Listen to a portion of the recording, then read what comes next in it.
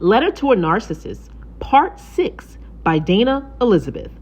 Please take a moment, like, and subscribe before we begin. This time around, she wanted to be more clever.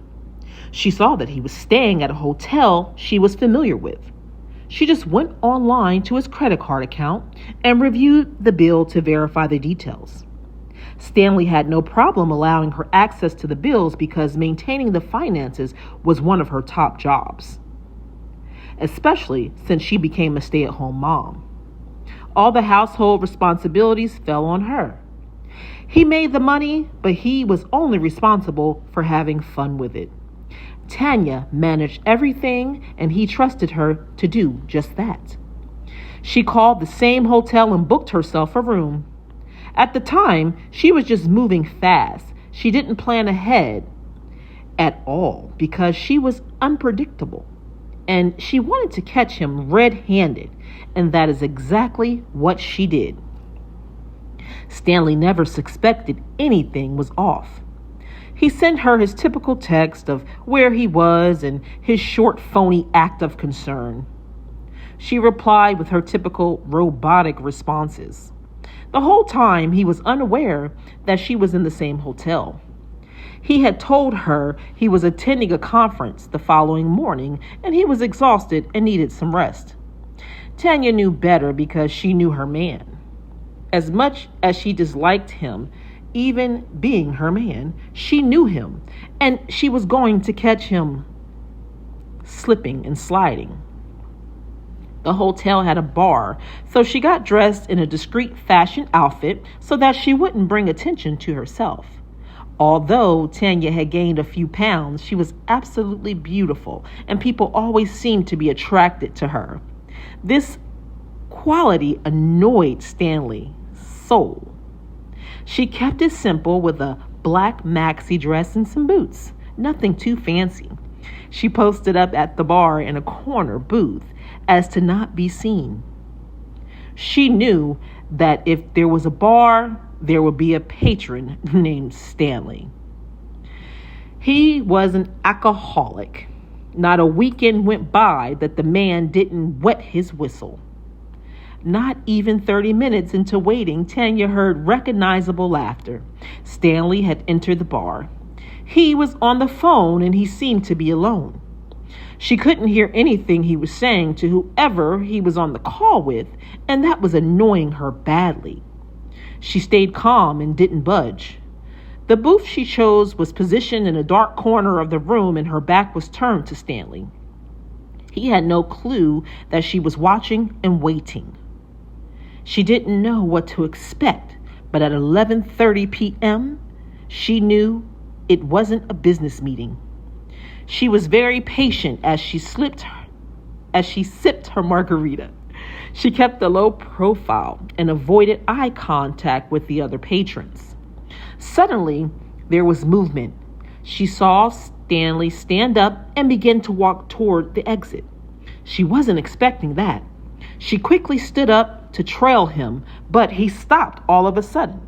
He stood at the entrance of the bar and waved his arm high above his head.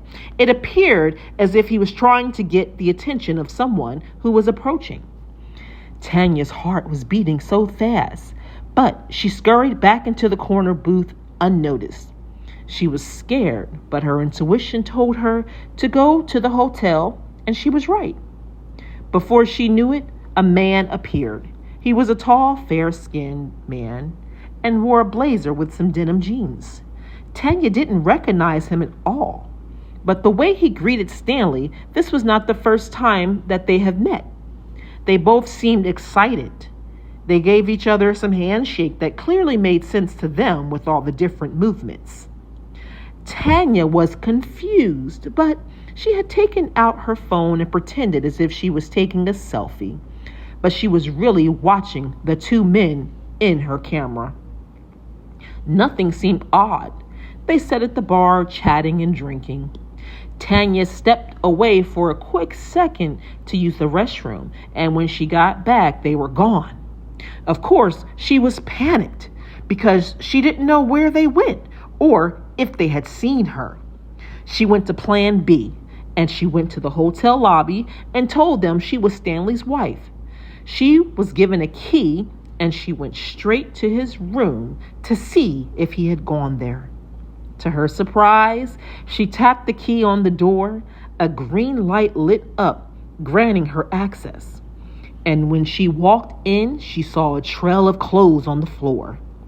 She recognized the blazer and the jeans, and her mouth flew wide open in astonishment.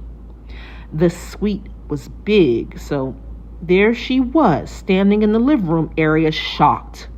She followed the trail of clothes straight to the bathroom, where she could hear the shower running. She instantly lost her composure and began banging on the locked bathroom door as she demanded Stanley to come out. She will never forget how he gaslit her. The bathroom went silent, and Stanley quickly appeared wrapped in a towel as he closed the door behind him. "What the hell are you doing in here with a man?" she said, visibly upset. Stanley had the audacity to ask her what she was talking about. He instantly grabbed his phone, called her mother and his sister on a three-way call, and began his performance. He told them that Tanya was high off of the prescription pills he had found. She was so shocked that he was changing the subject, she was yelling hysterically and trying to explain to them that he was lying and that she had caught him in a hotel room with a man, in the shower at that. He just kept calling her crazy. It was so much commotion that Tanya didn't even see the other man leave. She used her phone to FaceTime her mom and show the other man's clothes. But when she called and her mom answered, Tanya quickly turned the camera to the trail of clothes, but the only clothing there was Stanley's. Her mother looked at her in disbelief and confusion. She asked if Tanya was okay. Tanya begged her not to believe Stanley, but it was too late. He already painted this picture that she was some crazy, jealous junkie looking for her pills. He even went as far as to give her the pill bottle that he stole from her purse. She was so frustrated because her mother wasn't aware that she had been taking antidepressants. When she saw the bottle, she grabbed it, opened them, and took a pill. Stanley had a sly smirk on his face as he pointed the phone's camera in her face to prove to the family that he was not lying. Tanya was defeated once again. She took the pill and looked crazy. She screamed and yelled, calling him all types of gay slurs. But the show ended with everyone thinking she was a nutcase. This was exactly what he wanted, and she fell right into his trap. Life continued just like that for her, too. Stanley did whatever he wanted to do while she was labeled as the crazy, unstable partner. He would threaten her that if she left, her children would be taken because she's an alcoholic and on drugs. She had no defense because she allowed him to feed her the poison, and she got addicted to it. It was a nightmare. Tanya woke up from her nap sweating and upset as the plane continued to fly. She looked around, realizing she was on the plane and that she had been dreaming. She was so upset, but as she sat back in her chair, she felt so peaceful because she knew that she had set a trap for Stanley, and it was his turn to look crazy now. Tanya was removing herself from his toxicity. The gaslighting days were over, and she was taking her power back. Tanya relaxed comfortably in her seat as she realized this had only been a dream. He had no clue that she was going on a trip and she would never be returning. Amanda had helped her orchestrate the whole plan. The children were aware as well. They had also been notified for months. Amanda and Tanya had everything figured out. Tanya needed to heal, and her friends and family were finally on board. Amanda worked as an advocate for Tanya, breaking all the illusions that were cast by Stanley. The joke was finally on Stanley, and Tanya would get the last laugh. Please like, comment, and subscribe for more short stories.